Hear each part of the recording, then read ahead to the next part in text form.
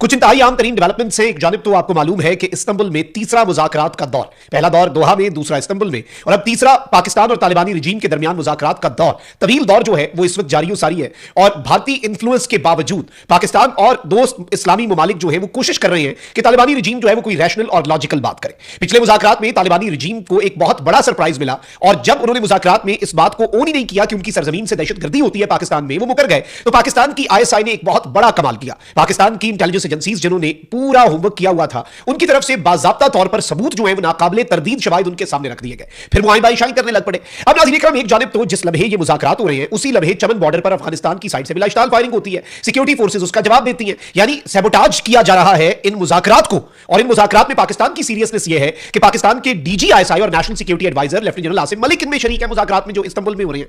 लेकिन अब नाज़रीन इकराम एक बहुत बड़ा सरप्राइज पाकिस्तान की इंटेलिजेंस एजेंसियों ने दिया है तालिबानी रजीम को, और अगर यह कहा जाए कि अब तक का सबसे बड़ा सरप्राइज या सबसे बड़ी स्ट्राइक है जो पाकिस्तान की ISI ने, पाकिस्तान की इंटेलिजेंस एजेंसीज ने इन पर की है, तो यह कहना कतन गलत नहीं होगा। मैं कुछ एक्सक्लूसिव डिटेल्स आपके सामने रखने जा रहा हूं। अगर अभी तक आपने इस वीडियो को लाइक नहीं किया तो लाइक जरूर कर दें, कमेंट सेक्शन में पाकिस्तान जिंदाबाद का नारा जरूर लिखें, और जिन लोगों ने चैनल को सब्सक्राइब नहीं किया उनसे मेरी दरखास्त है कि चैनल को भी लाजमी सब्सक्राइब कर लें। नाज़रीन इकराम, पाकिस्तान बड़े अफवाह तफहीम से मसले को हल करना चाहता है। वन पॉइंट एजेंडा है पाकिस्तान का कि अफगान सरजमीन से पाकिस्तान के खिलाफ दहशतगर्दी ना हो। यही वन पॉइंट एजेंडा था, यही वन पॉइंट एजेंडा है और यही वन पॉइंट एजेंडा रहेगा। भारत की ईमा पर तालिबानी रजीम जो है वो स्पॉइलर का किरदार अदा करके इर्रेशनल, इलॉजिकल बात कर रहे हैं। और इससे पहले भी मुज़ाकरात के अंदर पाकिस्तान का वफ़द जनरल शहाब असलम की क़यादत में वापस एयरपोर्ट चला गया था। फिर तालिबानी रजीम जो है उसने लचक दिखाई, उन्हें समझ लग गई कि पाकिस्तान का मूड इस मर्तबा कुछ और है। और जब दोस्त ममालिक ने भी बताया कि भाई पाकिस्तान जो करेगा ना तुम लोगों के साथ एक रात में, तुम्हें उससे तुम्हारा नया जो दोस्त है भारत भी नहीं बचा पाएगा, और भारत खुद स्ट्रेटेजिक रैशनैलिटी का शिकार है, तो भाई अफगानिस्तान की तालिबान रजीम का तो फिर अल्लाह ही हाफिज है। लेकिन आप ये देखें कि अब मुज़ाकरात होते हैं और ऐन मुज़ाकरात के मौके पर चमन बॉर्डर पर अफगानिस्तान से पाकिस्तानी पोस्टों पर बिलाश्ताल फायरिंग होती है।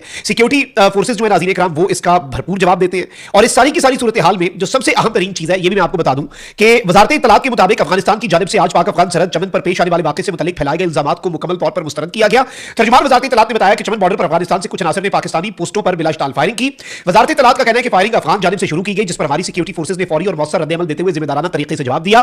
पाकिस्तानी सिक्योरिटी फोर्सेज की जिम्मेदाराना कार्रवाई के बाद सूरत हाल को जल्द काबू में ले लिया गया। और फिर जब टॉप लेवल पे तालिबानी रजीम से एंगेज किया गया कि there is a ceasefire, तो भाई बता दो सीज फायर है या नहीं है। उनका नहीं, हम रोकते हैं नहीं, पता नहीं क्या हो गया, ये हो गया, वो हो गया, भाई शायद की ceasefire is continued as of we speak. लेकिन सबसे अहम तरीन चीज ये नाज़रीन इकराम के अफगानिस्तान की साइड से ये प्रोपेगेंडा किया गया कि शायद पाकिस्तान ने सीज फायर तोड़ा। पाकिस्तान बॉर्डर चेक पोस्टों पे फायरिंग करके सीज फायर नहीं तोड़ेगा। पाकिस्तान के पास और बहुत कुछ है और बहुत कुछ करने की सलाहियत भी है। इस तरह की छोटी और घटिया हरकतें तुम लोग ही करते होगे, और इनके लोकल एलिमेंट्स हैं। ये एक कोई ऑर्गेनाइज्ड स्टेट के तौर पे तो ये काम कर नहीं रहे, नॉन स्टेट एक्टर्स हैं, मर्सनरीज हैं। जो अब बॉर्डर के ऊपर बैठा है वो किसी और ग्रुप को रिपोर्ट करता है, उसे $200 किसी ने एक्स्ट्रा दिया तो वो बॉर्डर पे फायरिंग ठोकना शुरू कर देगा, और उसे चाहे काबुल से जो भी डायरेक्शन दी गई हो। अच्छा, ऑन दी अदर हैंड ये जो मुज़ाकरात का तीसरा दौर है नाज़रीन इकराम, और पाकिस्तान के स्पाई चीफ जो है वो खुद पहुंचे हैं। लेकिन इस सबके अंदर एक बहुत बड़ी चीज जो है नाज़रीन इकराम वो सामने आई है, और तालिबान की जो GDI है, जनरल डायरेक्टरेट ऑफ इंटेलिजेंस, जो कि अफगानिस्तान की इंटेलिजेंस एजेंसी है, जिसका चीफ इस वक्त इस्तांबुल में मौजूद है पाकिस्तान के DG ISI के साथ मुज़ाकरात के लिए।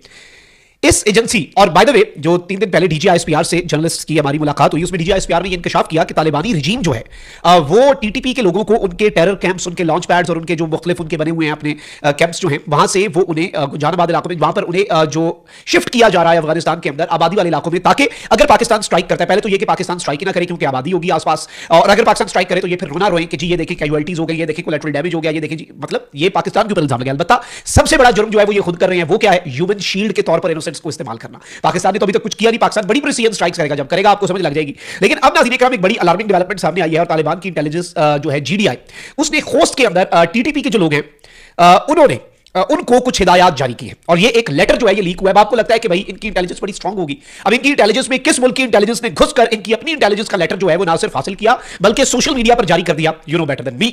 और कौन इस वक्त पूरे इस रीजन के अंदर ना सिर्फ डिफेंस सुपीरियरिटी बल्कि इंटेलिजेंस के मामलों के अंदर भी सुपीरियरिटी हासिल किए हुए। इससे पहले भी तालिबानी रजीम जो है उसे उसके मुज़ाकराती वक्त को लाजवाब किया सबूत दिखा के, और अब ये जो GDI का लेटर सामने आ रहा है और ये ओपन सोर्स इंटेलिजेंस के जरिए सोशल मीडिया पर सामने आया, I think this is very interesting लेकिन अलार्मिंग एज वेल। और ये इस लेटर का सामने आना, ये तालिबानी रजीम के ऊपर एक चार्जशीट है, ये उनके ऊपर एक स्ट्राइक है, और ये उनको एक बहुत बड़ा सरप्राइज है कि वी आर कीपिंग एन आई। वही बात जो DG ISPR ने हमसे किया उसका सबूत सामने आ गया जी। तालिबान की इंटेलिजेंस एजेंसी GDI की खोस्त दफ्तर से खुफिया दस्तावेज लीक हो गई है जी, जिसमें TTP के अनासर को फितना अल खवारिज के अनासर को खोस्त में कुछ हिदायत जारी की जा रही है, किसकी तरफ से, तालिबानी रजीम की इंटेलिजेंस एजेंसी की तरफ से।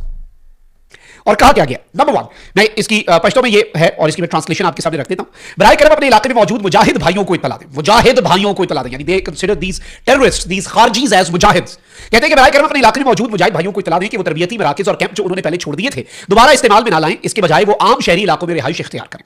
यानी जो कैंप्स पहले आपको अपने खाली करवाए उनमें वापस ना जाएं, क्योंकि वो पाकिस्तान के रडार पे हैं, वहां पर स्ट्राइक्स होंगी, तो अपनी जान बचाएं और रिहायशी इलाकों के अंदर जाएं, आम शहरी इलाकों में जाएं। यानी use the innocent civilians as human shields.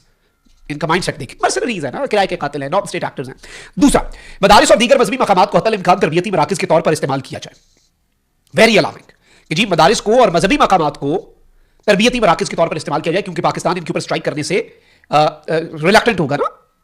कहते हैं कि इसी तरह कार्रवाइयों के लिए मुख्तस गाड़ियां भी रिहायशी इलाकों में ही खड़ी की जाएं। फिर कहते हैं कि इस्तंबुल मुज़ाकरात के चंद दिन ही बाद काबिल एतमाद इंटेलिजेंस ज़राए ने यह भी अब तस्दीक कर दिया है कि अफगानिस्तान की GDI जो है वो खुफिया तौर पर TTP के दहशतगर्दों को इंतजामी रद्दोबदल के बहाने आम शहरों में मुंतकिल करने की न सिर्फ हिदायत दे रही है बल्कि उन्हें फैसिलिटेट भी कर रही है। और ये एक मंसूबाबंद कोशिश है ताकि बैनुल अक़वामी निगरानी में इजाफे के बाद जो पाकिस्तान मुतालबा कर रहा है शरीयत पसंद नेटवर्क्स को मुंतशिर और पोशीदा किया जा सके और इन्हें दोबारा से रीसर्फेस करवाया जा सके। यानी इससे एक चीज तो साबित हो गई कि तालिबानी रिजीम कंप्लीटली इन्वॉल्व है इस सारे के सारे मामले के अंदर, और ये इनके लिए एक बहुत बड़ा धचका होगा आलमी सतह पर, और ऑब्वियसली पाकिस्तान इसे इंटरनेशनली हाईलाइट भी करेगा।